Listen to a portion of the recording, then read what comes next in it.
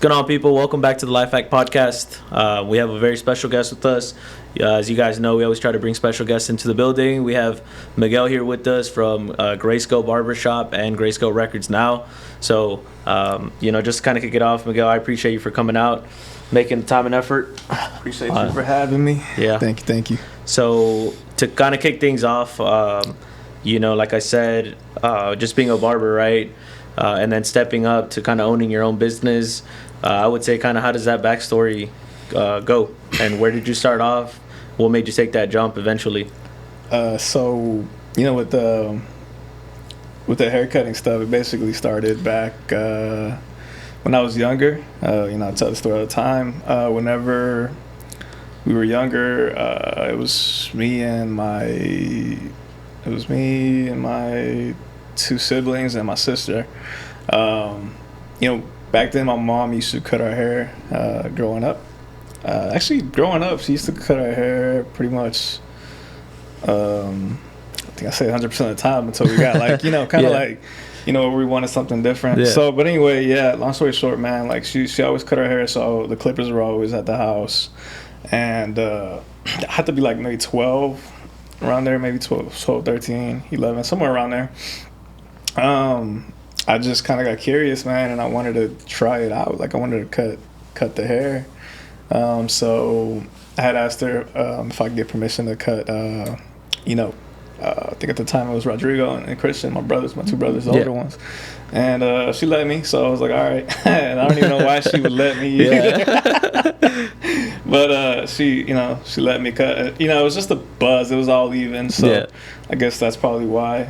No edge up or edge up? No edge up. I mean, I didn't know anything about that, so I would try, though. But, man, that's pretty much how I started. I would cut them up, butcher their hair, trial and error, keep trying. Every 2 or 3 weeks, though, man, I'd be at it. I'd be like, hey, it grew back. Let me cut it. Yeah. So, but it was just something about that. And I think I also kind of started when you start getting to a certain age, you start paying attention to your image. Sure.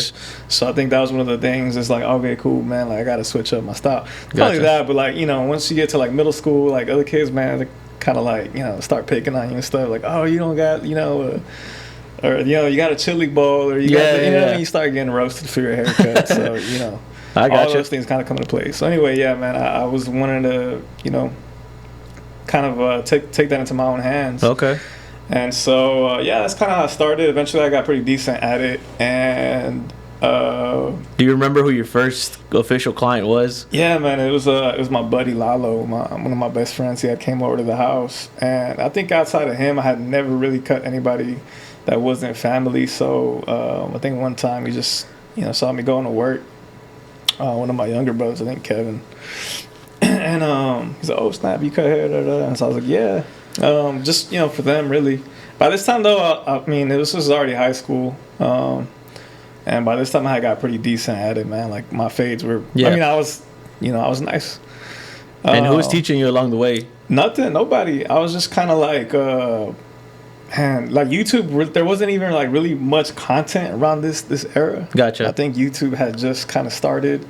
But there wasn't you didn't have all these tutorials and influencers and barbers and I'm not an expert on cutting hair, but I do know you have to switch kind of the different what is it, the gauge or it's guards, the guards. So lines, did you start figuring that out as you were fading, that you knew that if you switch it to a certain guard you'll be able to kind of get that blended? Because the blend obviously is the hardest part, to get rid of that line, that fine line between. Yeah. So what started teaching you as far as, being able to get rid of that fine line, when you're fading? Man, just kind of, like I said, trial and error. I knew, the guards, it was these Walmart clippers, these wall guards, and they came with, colored guards. So it's, 1 through, 8 or a half through 8. And so it's it kind of makes sense. Obviously it's a numbers thing. To me, it's just kind of color by numbers. Gotcha. So you take your 1, your 2, your 3, and then there's a lever, so you open it and you close it, and that's how you connect the numbers. Yeah. It's super simple. When you really take the concept and break it down that way. Just off of that, man. Just And obviously, like, I started going to barbershops too, so then I would like pay attention to, Okay. like, whenever I was in the barbershop, I'd be in there, you know, just seeing what they would do. And I actually noticed, I was like, damn, they got stuff that I don't have. Like, they have a trimmer, they have a you know, a clipper specifically for an edge up, and I'm over here using like a regular clipper to do the Yeah. edge up, so it's not looking the same. So yeah, I started kind of like taking mental notes, and it wasn't until like maybe I think maybe like 15 years old when I had got to an actual real barbershop, and then the barber at the time, you know, he would I would show him my haircuts, man, like, you know, all my brothers and my buddies and stuff, and he's like, oh man, like, dude, you're really good at this, man, like, go to school. He told me for years, he's like, go to school, and I would just kind of brush it off. I'm like, you know, it's just something I enjoy doing. It's just a hobby.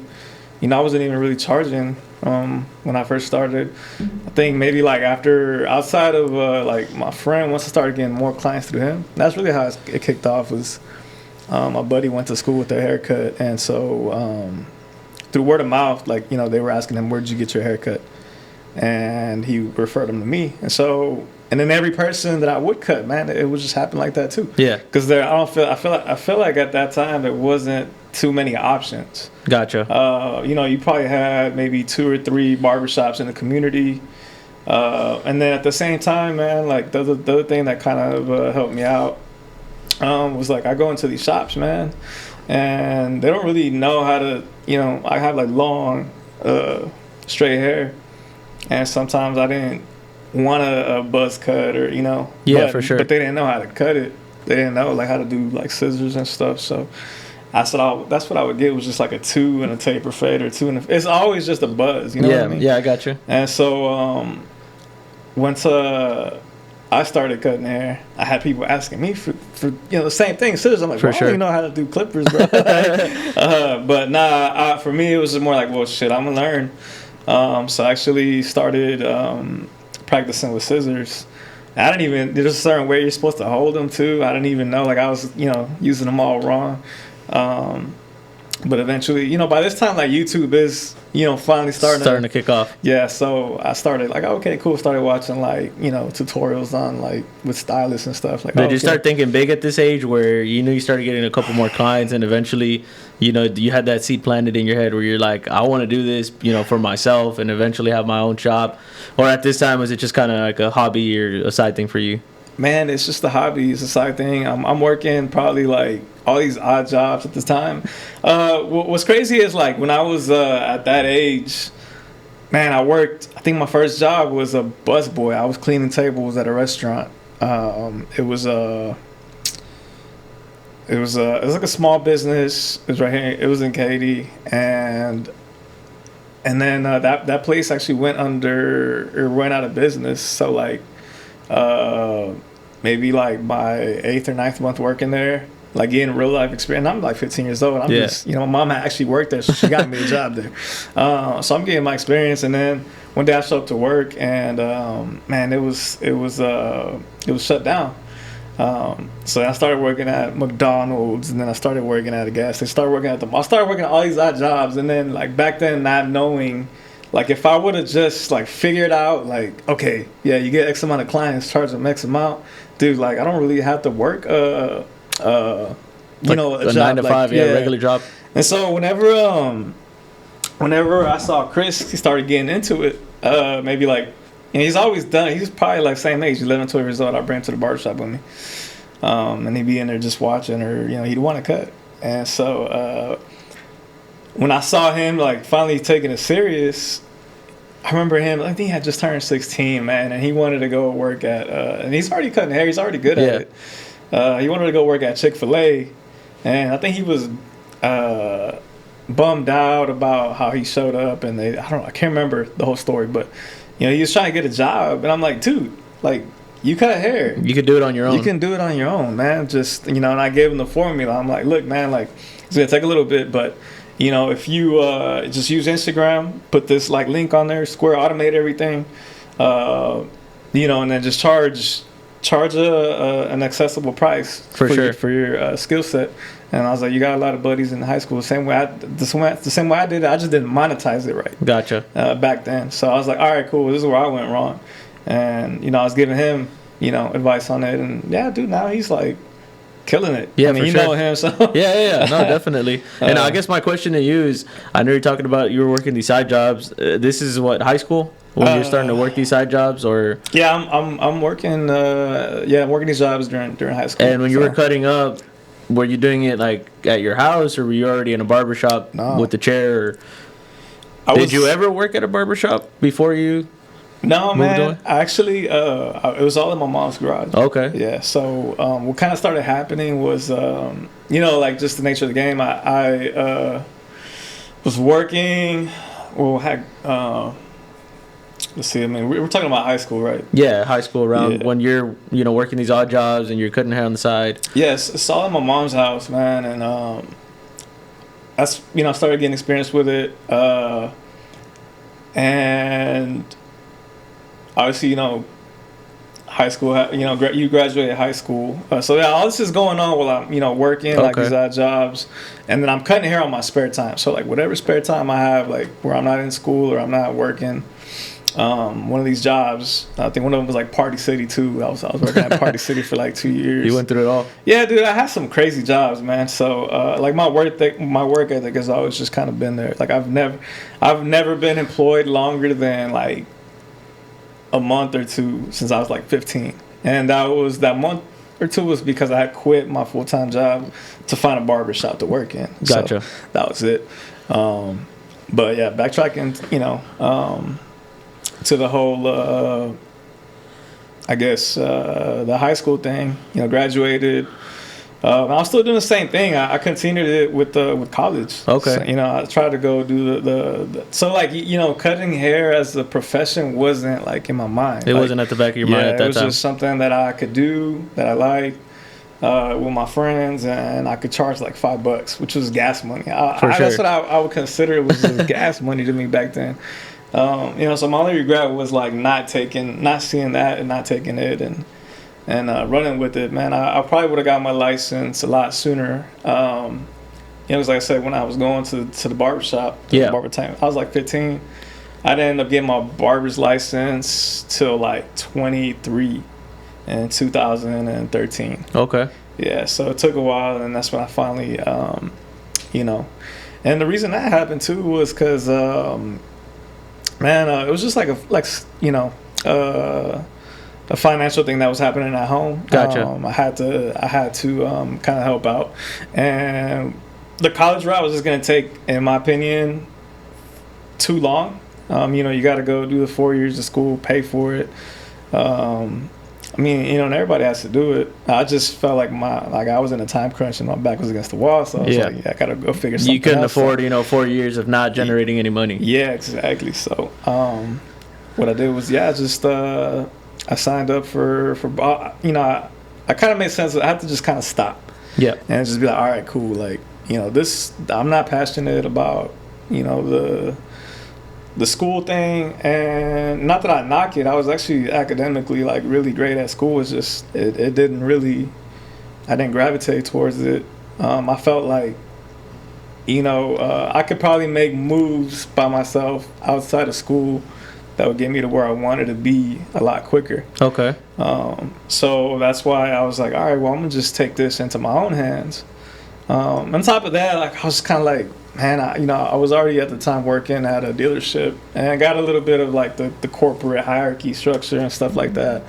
And I was just like, dude, I really don't want to do this. You know what I mean? Like, you have to kind of like play a role or kiss ass. There's so many politics that are involved, in any type of corporate setting. And I don't know, man, I wasn't really like a big fan of it. So, like, again, and at this time, like, man, I'm at the dealership too. Like, I'm cutting hair in the work. So this cutting hair thing is just like everywhere to me. Like, you just took it along a little bit as you've gone up, and yeah, I think the corporate thing, just to kind of, I guess, add my 2 cents to that. Nowadays, I think titles hold people back because people are so worried about titles in the corporate world, and it's like, you're more worried about a title than being the best at what you do. You know, and when you're the best at what you do, you'll see what capabilities you're able to achieve. Because obviously, working in demolition, I get to meet CEOs, COOs, like all these kinds of different people. When you wipe the title clean, and you really get down to it, right? Even the restaurant, meeting other restaurant owners, meeting meat market owners with all these different stores, you start to see that you wipe a title off, and at the end of the day, it's just an individual who's worked their butt off, And I hear people complain all the time. It's like, oh, why am I not here? Why am I not there? Oh, it's going to take you 3-4 years to get there. To me, that's all BS. You wipe that off and you realize that if you wait 4 or 5 years, 6 years just to achieve a new title, you're going to waste that entire time instead of building, self-stability to work for that one title that you've been working your whole life for and did absolutely nothing for you. So I think with the corporate world, you have to play your cards right to know that, that title does not define who you are as a person, you know? So I completely agree with that. And I mean, I could see why, you started getting frustrated. And as a hustler, I feel like you don't want to feel restrained, to what you can do, because with some of the corporate world, they'll tell you can't do this or you can't do that. And then you're in your head, you're like, dude, I know that if I put on all the effort to, for example, right, you said you're at a car dealership, right? Let's say they tell you, hey, you can work at the office all the way up till 6, but after that, you have to wait on your own time. Well, it's a little frustrating, because what if you're a workhorse and you want to be there for another 6-7 hours, but they don't let you? It's just kind of those things that I see nowadays in corporate, where the freedom is taken away, and you kind of just got to live with it. But like for a hustler that is self-made and that wants to be self-made, for those kind of people, I feel they don't abide by those rules, and they don't abide by those. Kind of like Chris, right? He's doing his own thing, and he's kind of like, screw what everyone else is saying. I'm going to put in all my effort, and you've taught him that, obviously, to build myself up. By no means, So I guess what's your input as far as that, and when did you decide to shy away from the corporate world? Man, and I can tell you exactly what it was. It was probably like, so, and it wasn't even like, it came down to the money too, man. Like, I was 21, maybe around that time. I realized that what I got paid, and I mean, it's I don't know who's, I'll take accountability and say, like, yeah, I'm young and inexperienced, and maybe I just didn't know any better, but the pay that I was getting was a lot less than like some of my peers. Yeah. And I, for one, I didn't like that. If I'm bringing the same effort, cool, whatever. But what was happening was, obviously with corporate, there has to be like cut costs, there has to be efficiency, blah blah blah. Like a GM comes in and they're trying to tighten up the ship. So yeah, like sometimes I would watch it. I would watch this happen, like the high turnover rate, where it's like you got vets that were there for a while, they slowly started going away, and so then you're hiring a new workforce, and Correct. It's a new wave of people, so you're paying them less for doing more work. Correct. This is just something that I observed. I was just kind of like, because there was a new GM that came in, and that basically was the pattern. It was like when I got there, all the people that were there before, they were starting slowly, like little by little, disappear, going other, opportunities or the jobs, or just getting, something was happening, whatever. But so I didn't like that. And the other thing that I didn't like was it was based on a commission. There was a base, there's a like your draw or whatever, and your base salary for the month, which again wasn't much. But then you were, in the department that I was, it was parts like wholesale sales. Okay. Like it was like behind the counter, like for the techs, and then selling wholesale to like these little like independent shops, gotcha. Fix their cars. So all it was, and the thing is what's crazy is like, man, and probably they're not gonna like, and it don't matter. But dude, the whole thing with that is like, let's say a part costs $2, and the retail's like $5. If you can get somebody to pay, let's say, because nobody knows the cost of these things really. Exactly. So if you go up there and then you're just like a regular customer, you don't know any better, and you haven't shopped around, I could say that $2 piece for like $20 20, 30, 40, 50 bucks. Exactly. And that's what they wanted you to do all the time, is like just to lie to people. And it was basically scamming to me. Yeah. I never felt right about it. Telling some, or, if there was like, let's say, a part for one car costs $100, the cost of it is $80. But then for this car, it's like the cost of it is $5, same kind of part. Different price. You're like, oh, you caught something there. It's like, okay, cool, I could sell this part for the more expensive price, like the other one on the other car. For sure. So basically that's all it was. And that was the goal for that, was like to be able to get the revenue for the every month you had to hit correct 200, 250, and it was a tier too. So it's like if you hit 200, boom, it was you got a piece of the pie, like gotcha. A percentage. So what happened was we started. What I didn't like was like, we're busting our ass, selling, finessing, doing that thing, right? Yeah. And we were hitting these goals, these numbers, like, that they were setting for us. And what was crazy is, like, once you would hit them, they'd raise it. And I guess it happened. I mean, I don't know. Like, I wasn't in corporate long enough, but like, yeah, they kept pushing the base on what you had to hit to get to the commission. So it was like, at the end of the day, like, we were busting our asses, but instead of getting rewarded, we were they just wanted more and more and more. They were moving the finish line, man. Yeah. So I was just kind of like, dude, this is kind of, everything about it to me was just like miserable, man. I was like, yeah, no, this isn't gonna be for me, man. And obviously, like, that wasn't gonna be the end game, but I was like, damn, man. So I kind of felt like, okay, I have this job, I'm going to school. I'm not making the money I need to be making. And, that was it. I kind of just hit a point where I was like, dude, the haircut in there thing was there for me. Like, it's always been there. There was actually a demand for it because, I would take breaks, man, and people would still constantly hit me up or seek me out. So I started just kind of like doing numbers in my head. I'm like, okay, cool. Like, my experience, and when I go to like any type of establishment, for some reason, I don't know if everybody does this, but I like to pay attention to like the process of like the basically the whole customer experience. Like, if I go to a new restaurant, some places might have you sit down, like they'll be like, oh, just have a seat anywhere. And other places I have a host in the front or a hostess, and then be like, oh, how many, blah blah blah. So I always just kind of pay attention to that. And then in my head, I'm just like, how can I make this process? And I don't know why I do that. Yeah. It's just like, I think it's what separates you, because there's a lot of markets that are the same exact competition. Just for example, right? A restaurant, and I like to use that example because, obviously being on the operation side, you get to see your competitors in action. But the thing is, let's say you have a Mexican restaurant, I have a Mexican restaurant, we sell the same exact dishes, and pretty much, dish by dish, they match. The only thing that's going to separate you is obviously price point, right? You don't want to be too far off range, but then also the experience.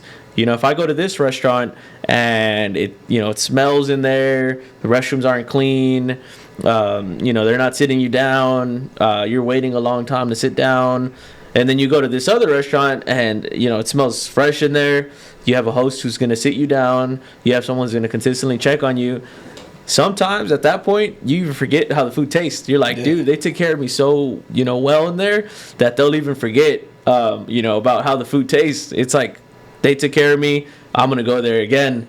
And I'm pretty sure it's like that in the barber world, right? You don't have to be a perfect barber because that doesn't exist. Yeah. But as long as you're really good at what you do, and if you can stand out with your customer service, it just puts the bundle package together, to say, like, I'm gonna go back to them again. Exactly. Yeah. And so that's it. I mean, that's in a nutshell. That's it. Yeah. It's about just the execution, I guess, at the end of the day. So yeah, man. I guess that's what I would do, is I would just I would pay attention to all these things, and I'm like, damn. So I remember going to the barbershop when, actually what it was, I remember I had prom, and I had told my barbers, hey dude, I got prom tomorrow. If I'm here at 7 a.m., can you get me? Can you make it happen? Setting a point. Yeah, I didn't want to be, because usually when I'm in there, man, I'm stuck there 2-3 hours. Yeah. And I didn't want to do that. And so, the day of, I show up, And man, to my surprise, like, dude, I still ended up waiting maybe like a good 2.5 hours, even though I had told the dude. And not only that, but I think I was getting skipped too, like, For sure. so I was like, damn, dude, like, are you gonna, I had to tell him, I was like, hey, bro, like I told you, Yeah. I had prom today and I showed up early, extra early, but you keep getting these people in front of me. What's up? And he finally, like, one of the people that were next, like, again, I don't know why. But again, like, I'm kind of timid at this time. Like, I'm like, I'm in a barbershop. But you're like, getting frustrated with the yeah, service. but I'm just like, dude, this is bullshit. Not only that, but this dude is sitting there like taking that more than the time that it should have took. So that's when I'm just like, dude, if I can just like not do what this guy's doing, like if I don't sit there and just stop every time that I talk and pause and then go, you know what I mean? Like just gibberish, just go off and mess like, around. If I could just stick to the process of it, if I could just get these haircuts, because this dude's taking an hour, if I can get 2 haircuts in 1 hour, times X amount, for a week. I know like Friday and Saturday are busy. I just don't know about Tuesday, Wednesday, Thursday in my head. So I started kind of doing research, asking people, and yeah, man, I was like, yeah, people. I wanted to figure out this is people that actually made a living off of cutting hair. And to my surprise, like, yeah, I got the answer. I was like, yeah, started asking people. I mean, shit, my barber, he had his own house, his family and just kids cutting hair. and just cutting hair. He wasn't doing anything, and he's the dude taking forever. So I'm like, okay, yeah, if this guy can do it, then I can make it happen For sure. And so that's kind of whenever I was like, okay, cool, I'm gonna get my license. I'm gonna go in a barbershop. And to answer your question, if I was working in a barbershop throughout high school, like, no, I didn't. But I did get offered, like, 2 different shops. One of them was, like, on 59. Again, it was crazy because that dude saw my fade on his server. I guess he used to have a barbershop next to, like, a Wings and More at the time. And the server was my buddy. And he had seen, like, the haircut so on my he asked buddy. him about it? So he's like, who cut your hair? And then he's like, oh, my boy Miguel, he cuts in the garage. And he's like, oh, tell him if he's looking to work in a barbershop. And I wasn't licensed. So, but I still, like, he told me, like, hey, old buddy from this barbershop, like, wants to see if you want to work there. So he wants you to pull up and talk to him. For sure. And I did it. So I went over there, talked to him. He's like, yeah. I told him, I was like, hey, man, I don't have a license. He kind of kept ignoring that question or that statement. So yeah, this was probably, I'm pretty sure I was I can't remember what era this was, man. But yeah, it might have been in high school, might have been a little bit after. But yeah, this guy did see my buddy with the haircut. He was a server. And so my buddy was like, yeah, go over there. So I went over there to the barbershop. It was over there on 59. And I was like, well, dude, I think I was in high school. I was like, I'm still in high school. I don't have my license yet. And he kind of kept dismissing the whole, like, barber license thing. He's just telling you to come on basically, board. yeah. Yeah. And so I was kind of like, damn, man, like, but me, I've never really, like, cut corners, man, personally. Yeah, definitely. So I just felt like I didn't want to do it that way. So I was like, well, let me just go get my license, because last thing I want is to get, like, have TDLR state board pull up and then I get a fine. So let me just go ahead and get my license and just kind of go from there. Because the other thing that was happening too was I was getting a lot of strangers showing up to my mom's house, and I was cutting hair at my mom's house. So I didn't like that either. So shout out to, like, all the people that cut at home and they do it there. I personally just didn't want strangers knowing where I stay. And you don't know how far they could take it too. So exactly. It's like a safety measure at that point. Exactly. So they're going to be like, oh, well, he's only handling cash, or he's, Exactly. Da-da-da. Like, you just never know. So that was another reason why I was very motivated to go and get my license. But the whole, like, turning it into a business thing, I mean, that's I don't know. Like, again, it kind of just goes back to the way my mind works. Is I like to see a bigger picture. For sure. And so I don't like to leave it in the hands of other people. I don't like to leave my fate or my future in the hands of other people. So yeah, I kind of had it like, I was like, okay, cool. Like I'm gonna, I had like my little game plan. I'm gonna get my license. I'm gonna go work in a barbershop. Get the experience, because I did eventually, and this was like before barbering was what it is now. Yeah. I was like, man, I kind of want to just have my own place, my own barbershop, and have a place, something different, bring something different. And so that was it. That was like, and this wasn't solidified or anything, man. It could have gone so many different ways. For sure. I could have been cutting hair and then jumped into the oil field or whatever. You know what I mean? I was very like, malleable and flexible, man. So, but that was always the goal, was just to have a barbershop. And then again, having a barbershop, my goal was to get it where it kind of, where I didn't have to be there 24/7 eventually, like down the line, and then I can generate more income, and that's like a stepping stone to like Definitely. other avenues. So that was kind of like my whole mindset was like, okay, cool. Like I really just kind of have like big ideas and big dreams, but how do I get there? So I kind of start like reverse engineering everything and seeing like what it's gonna take to get there. And so like right now I'm just, all right, cool. I got the shop. My next step is to. And what year was this? This was 2011, 2012.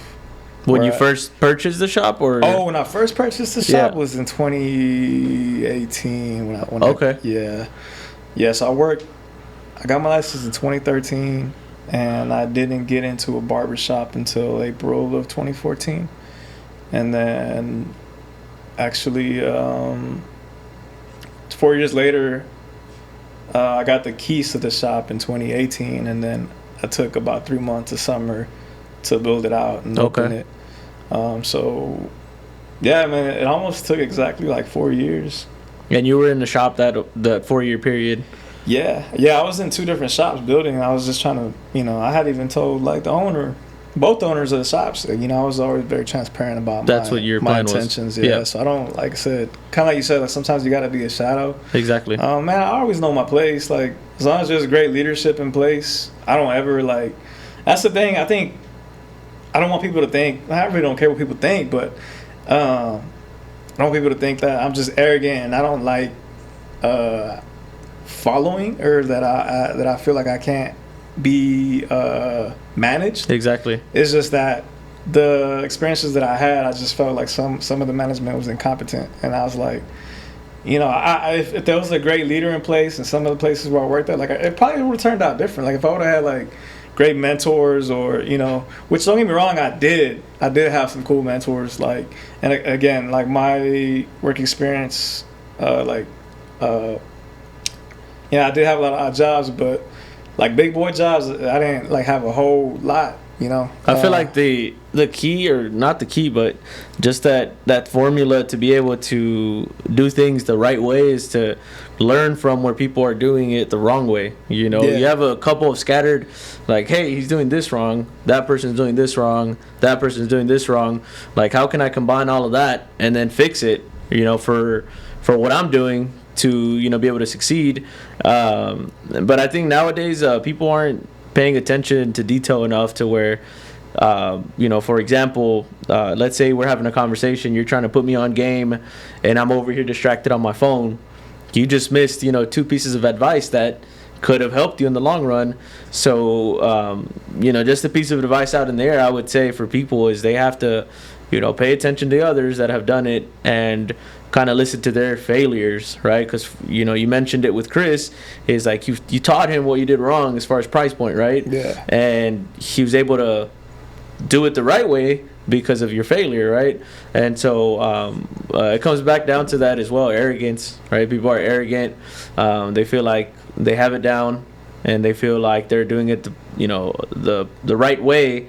And not being open-minded to listening to kind of other people's failures. Because for me, if someone's telling me they failed at a certain a gray area, for me it's like, holy crap, dude, I'm excited to learn about that, because I'm like, that I want to make sure I don't do that and fail that way, right? So I like how you brought that up, because like I said, some people nowadays fail to realize that you have to build off of other people's failures if you want to be successful, because if not, you'll do the same ones. Yeah. And to add to that, man, I think it's just important to realize that you can take something from everybody. Yeah. It doesn't even matter. Like, they don't have to be successful.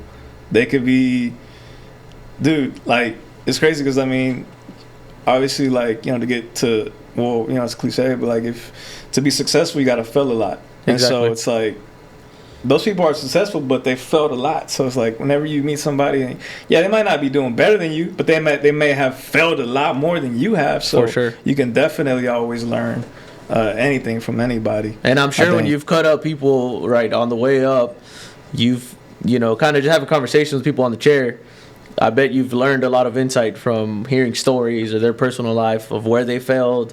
Has that been the case for you, as you've built your clientele to learn from them? Yeah, man, I think that's like another thing I like about what I do is I get to meet so many different people from different industries. It's a lot of perspective. So it's like I get to meet CEO, kind of like you said, like CEOs and just district managers. They don't even have to be like title. It could be like what's it called, athletes. I mean, whatever. Exactly. You name it. The spectrum is so broad, and then everybody has a story. And then you start realizing, like, damn, man, everybody's just trying to make it. Exactly. Some people, and then you talk to some people, and they're like, dude, like, I got lucky. Like, I don't know how many times I hear that too. And so it's like you kind of start getting like an insight. And so yeah, I always like to like sit there and I'm there with somebody for 30 minutes. So I like to learn about them, man, and I like to pick their brain, especially if like it's somebody new and interesting. It's like, okay, what do you do? Like, I just the other day I met some guy that he just scheduled his appointment, talked to him, started making chit chat. And I found out he does a lot of the stage work for a lot of these shows. I forgot what he's about to do, like Austin City Limits, like set up their whole. So his company sets up like all these different venues, yeah. And he's been around the industry. I think he said like 15 years. And I was just like, oh, how'd you get into this? Like, was this always like an intended path? He's like, no, not at all. He's like, I was just at the right place at the right time. Somebody I knew handled like the balloon drop in NYC for I don't know what event, and he needed help with it. Okay. So he was telling me this little story. He was like, yeah, I didn't know what to do, or didn't know we couldn't get the balloon drop to work that night perfect, or they were having like technical issues, and so they ended up just what's it called they ended up getting a bunch of people together to manually like do it, and it came. He's like, yeah, dude, like the guy that put me up to it when it was all said and done, went off without a hitch. It looked amazing, and so whenever they were done, the guy, he's like, hey man, like you did a badass job. I appreciate that. He's like, yeah, we couldn't get it to work, so we manually finding a way to do it. Yeah, they found a way to get it done. Exactly. And he's like, man, he's like, no, it actually came out like, the finished product was really dope. So he started working with, he got a job with this dude, and then he was saying that he was the owner, right, of his company, and I guess he was already kind of like on his way out. So basically, he stuck around and worked with the dude, and eventually, like, he went off and did the same thing and opened up his own. I think what might have separated him in that case, or like you're saying, that it didn't work, but then he did it manually to make it work, and it for me it's a huge lesson to learn off of, to be successful, or not just to be successful, but to be able to, think positive, right? When stuff goes south, people often just stop there, or they give up. And for me, it's how many other ways can I do it, right, to try to make it happen? Because I'm sure along the way, as a business owner for you, you've had to just kind of, I'm not going to say half-ass things, but you've had to pull things out of your ass to be able to make it happen. I know that when I was talking to Chris, he told me to bring this up, but I'm sure that it's probably one of the most interesting things, that could have happened to you guys, as far as COVID, right? And how impactful COVID was during that period, because no one was out, and to get a haircut, you have to be hands-on with someone. So I'm sure you've had to pull strings out where, you might have thought stuff was going south, and then how can I make it come back up, as far as making it work, you know what I mean? So I would say, as far as COVID goes, what'd you learn out of that, and kind of how was that experience for you? So COVID, basically where I was at was 2019. We're up in 2018 August, and then 2019 was a ramp up year. So once the big news started hitting, like all the outlets and stuff, that's whenever people were like, oh, I think it was around the time the rodeo had just opened up. Yeah, because it was in the spring. Yeah, it was the spring. Yeah, so I remember them having to shut that down. But anyway, we're just kind of watching it closely. Never thought, that it would be what it ended up being. And yeah, man, we were just kind of like blindsided. They ended up doing the whole like essential worker thing, and fortunately, barbershops, barbers, a lot of service providers were deemed non-essential.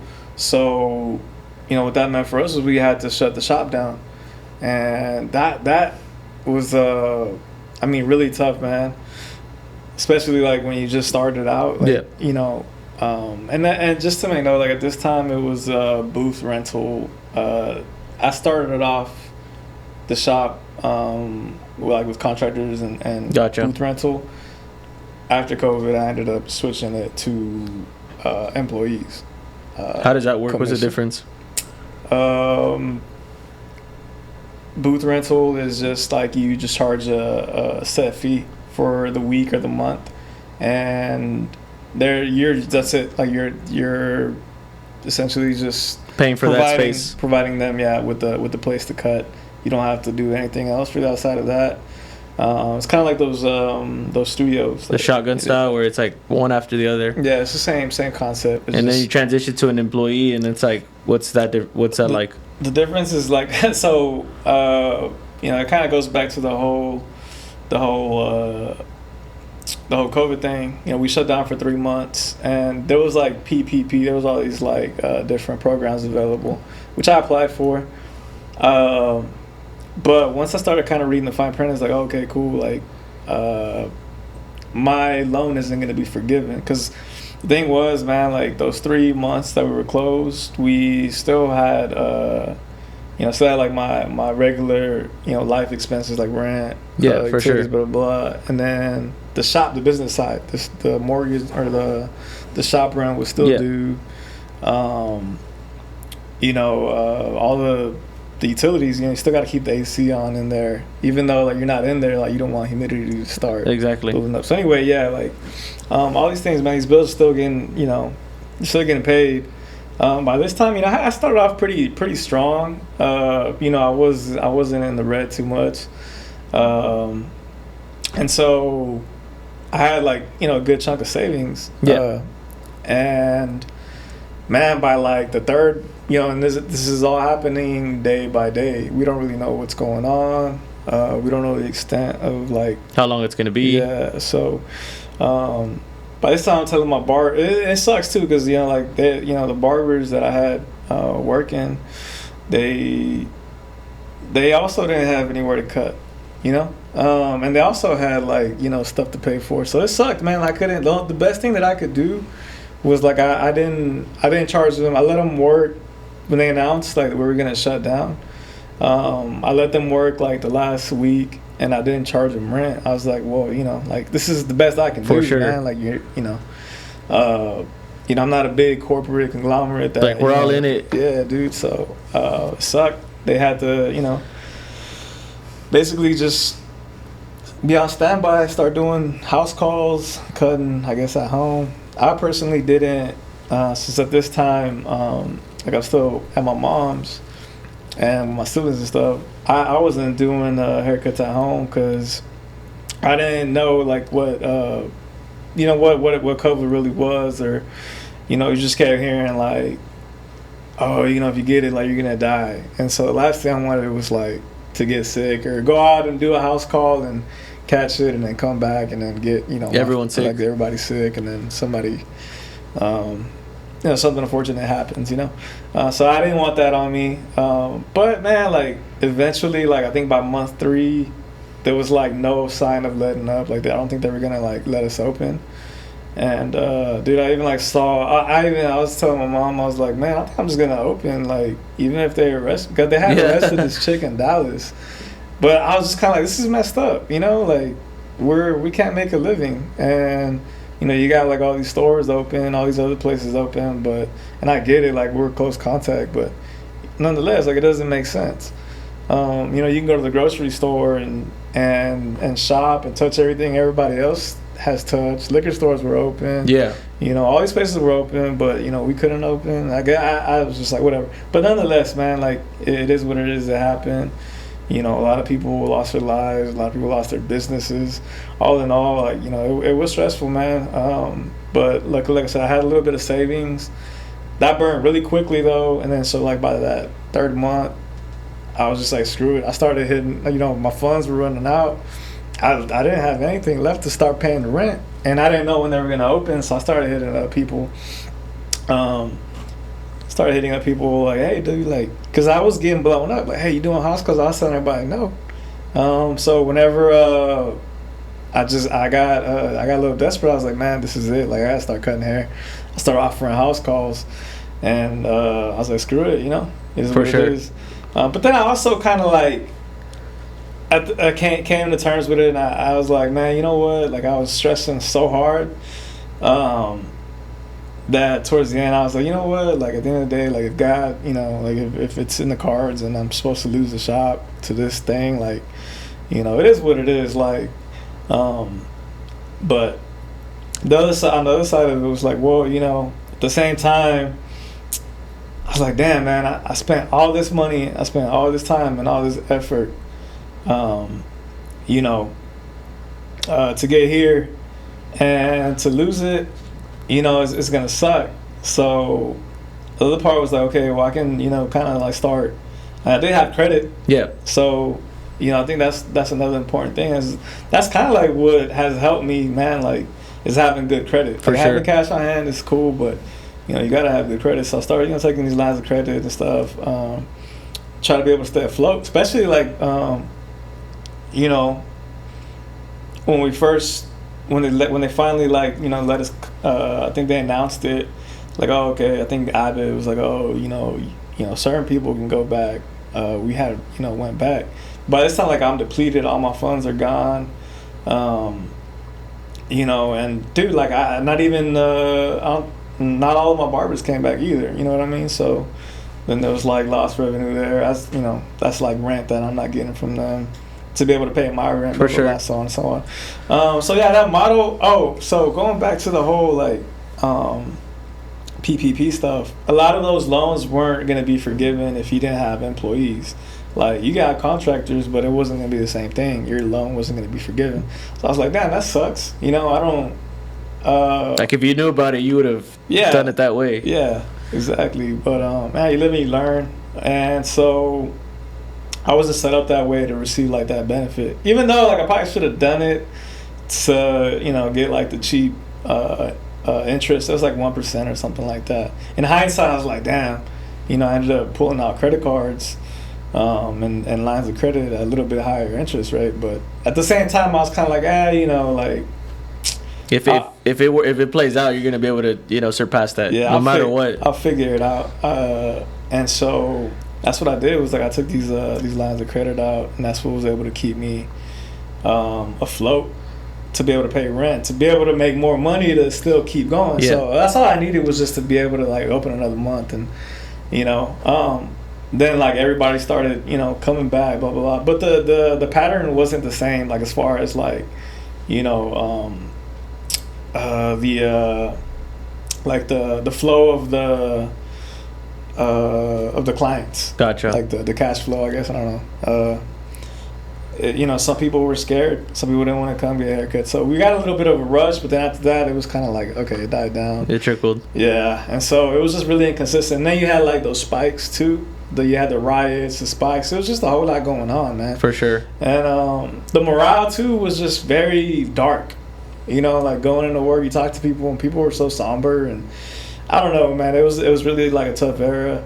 But thank God, we were able to come out like of that. So like I just kind of learned that, man, you just kind of have to stay persistent. Obviously, save for a rainy day. Know how to leverage your credit, your finances, and man, just kind of stay positive. Be grateful. At the end of the day, like I said, I mean, a lot of people lost a lot more. So I just feel super blessed, super grateful to still like even be here today. And people like to say that you have to choose what kind of stress you want, right? Because you were saying that I'm either gonna lose it all or I'm gonna just battle the battle, right? Yeah. To try to come out on top. Like either way, you're gonna be stressed, right? If you're having those thoughts of, man, I could potentially lose this and not do anything about it, you're stressed. And if you're fighting to try to stay afloat, you're stressed. So that saying that goes, you get to pick what kind of stress you're under. It's knowing, what side of the fence you have to be on. But like for your sake, right, I'm super glad to hear that, you decided to go the route of, fighting back, trying to come out on top. Because that period for sure was, I don't know, like you said, dark, gray, all these people were scared, confused, people were losing loved ones, so, you really didn't know what to expect, but no, I'm glad to hear that, you guys came out on top, and I think, when you have a bad day, you're probably thinking, like, man, I've had it worse now, because of COVID. And so I am thankful for that, like, I feel like it did toughen me up. In the sense of like, oh, okay, like, I mean, God forbid, like, anything else crazy happens again, man, but I'm tired. We're all tired, you know what I mean? Like, we're tired, bro. But yeah, if anything were to happen again, like, I know what to do. For sure. And the great thing that came out of that was, like I said again, I had to, like, basically start fresh and basically start all over in a sense. Which, was kind of cool because ever since, I started making plans to open, like, I always wanted to be a commission shop. I just never knew what that process entailed, as far as, like, payroll taxes, commissions, there's actually, labor laws that you have to abide by. And so those were the kind of things that, like,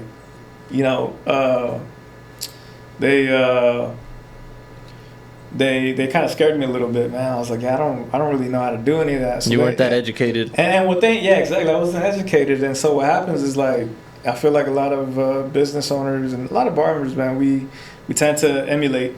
A lot of people emulate, like, oh, well, it was done this way at this place, so I'm going to do the same thing. I'm going to just copy and paste and then, But what happens is, like, if you're copying a formula that was meant to, like, to fail, then you're already screwed from the get-go, man. So I had to basically, I knew, like, that for me personally, that's not the structure, that's not the organization or the business plan that I wanted to commit to long term. So I was like, all right, well, let me just figure this whole commission thing out, because again, like, if there's another event that happens and they do offer PPP, I would like to be in position to be able to receive those benefits in the future and be able to, like, hey guys, I got you, like, your paycheck is covered because, hey, we're doing everything legit. So I wanted that, like, and that was, one of the big reasons. So I figured, switched the whole thing over, started, writing it all up, figuring it out, and started implementing that business structure. And it was tough, man, because then it's like you're stepping into, like, uncharted territory. Like, I've never done this before, and I'm supposed to be a leader, right? So Yeah, I was just doing a ton of like reading, a lot of YouTube, just asking questions, people I knew. You know, you got to be resourceful, man. Like, Yeah, definitely. if you don't know the answer, like somebody out there's willing to help you, or the answer will be out there. It'll come to you. Like it'll. And I think with running your own business, right? For example, on my end, the restaurant, you know, you have payroll going on, you have taxes going on, you have payroll taxes going on, you have you know, health department who's behind you with all these different licenses that you need, fire marshal license, like all these different things that you need. And when you look at the, you know, the big picture, it's scary. Like you're saying, Yeah. it's scary, dude. You're like, what the hell? How do I even start? But then you start picking it apart, little piece by little piece, and it all starts to make sense. And then once you become an expert, you're ready to educate that next individual, you know, that can come to you for advice. Like, hey, what did you do with your business to help out? And at least for me, I never mind when people come and ask me questions like that, because, you know, you've gone through the struggle and you know what it took, you know, to be able to understand that. But yeah, being resourceful, man, like having connections, having people that can give you the answer that you're looking for. But that's why I like to say, don't burn bridges, right? Yeah, exactly. Keep people on your side, because when it comes to that point where you need them to help you out, or you have a question that they can answer, you know, you don't want how do I say, that burnt bridge to come back and bite you, you know? So just staying positive with people and being friendly no matter what. Like, let's say you have an employee that says, hey, I'm going to go work at this other barbershop. Like, you know, you can't, in my opinion at least, you know, you can't hold them to that. Just say, hey, man, all right, cool. Like, you know, if that's your time, it's your time. And then you don't know when that relationship can come back to light, you know, for something bigger and better. But yeah, I completely agree with you as far as being resourceful. That is like the number one thing that, you know, I've learned, and obviously you're telling us that you've learned as far as getting the answers that you need. Because I'm sure now, you know the game in and out, and you know, you could even go and educate people that have those kind of questions that you did before. Yeah. And what's crazy about that is, man, I you know, it's just weird, bro. Like I get a lot of people that do hit me up, and they're like, hey, man, you know, I love how you're doing this, and I love how you're doing that. You know, like and I have like whole conversations, like, you know, hours sometimes with people, and they're trying to figure it out. And I feel bad, man, because you know, it might just be like the whole imposter syndrome, but I feel like I'm not, and I've had conversations about this, but I feel like I'm not qualified to be able to like help somebody sometimes. I'm like, man, I'm still trying to figure this out on my own. For sure. So from the outside looking in, like, yeah, it might look like I'm carrying myself a certain way, maybe to people, but man, like, I'm just like you guys. I'm just trying to figure it out, you know. I kind of just take what I have, and that's it, dude. Just try to figure it out. So I don't, you know, I mean, I think I do have experience. Like, I have a lot of experience, but I feel like I'm also always learning. So I can't just be like, oh, I'm an expert in this field, and I can help you, you know, in your business. Because the last thing I would want is like for somebody to be like, oh, damn, bro, listen to what you said. Yeah. I'm always be like, but I don't know though. Yeah. I mean, Yeah. You know, so yeah, I mean, I've had that happen. You know, where people do reach out, and I'm just like, yeah, I don't know, man. This is what I did. You give as much as you know. I like to tell them where I went wrong. Yeah. I don't really like to be like, oh, you got to do this and you got to do that. But I will say, like, look out for this, look out for this, and look out for that. Because everyone has their own path of doing things as well. Because like you're saying, that might have helped you be successful, but you know, your personality, the person you are, it's a whole different, you know, way of doing things. You know, for example, you'll see a business owner who's, you know, a little bit more, how do I say, monotone, laid back. Then you have another one that's more of like a this, but they could both be successful, right? So it just depends on kind of the person running it and the way that they run things. It's not always going to work out for the next person that's trying to do it that exact same way. Like they like to say, you kind of have to add like your own swagger to it. You know, you gotta identify who you are and you know, carry it that way along the way. So I know that you were talking about all the hard work that you put behind it, and that you worked, you know, many jobs, and I kind of wanted to circle back to that. I would say, what has established that, you know, that work ethic or that drive for you? Because I think everyone has motivational factors. Like for you, what would you say is, you know, probably your biggest ones? like what attributes to like my work ethic. Correct. Yeah. Man, I'd say like my dad, for one, having him as a role model, like I to this day, he's still like limping. Now he's limping. He's like 63 years old, and he still gets up, early in the morning. And dude, he was just working night shift like a week or two ago. But yeah, like growing up, I would always see him leave the house like at 4 a.m. and not come back till like 6 or 7 p.m. And he would do that Monday through Saturday. So yeah, I mean, I just always, and all my uncle, everybody around me is just always they work, hustling. You know what I mean? They make it happen, which any way possible. So I think that's kind of where it comes from. That, and then I'm also just grateful, like I think a lot of people know is like my mom and dad, like they were immigrants when they first came here, and I was the first. My mom was actually, I think, pregnant when she came through, man. So I could have been born over there, and I think about that a lot too, because I'm like, damn, I could have easily. It was meant to be. Yeah, I was like, man, just to have my parents go through what they went through, and then I think she almost like even drowned, bro. Like, so I think about all these things, and I'm like, damn, man, like they took a big risk to make sure you were given the opportunity. That I had an opportunity and I have this life. I could have easily been, some little kid somewhere over there across, I could have been in Mexico, like shit, in a whole different situation. For sure. And where they're from, like it's not, it's a small little ranch, bro. So I definitely take that into consideration, and I'm like, damn, I have an opportunity, like I might as well, not take it for granted and do whatever I can, in order to succeed and like let them know, like, hey, this wasn't for anything, what I mean, like you took a risk and I'm here doing something with it. I think that's like another big driver of that.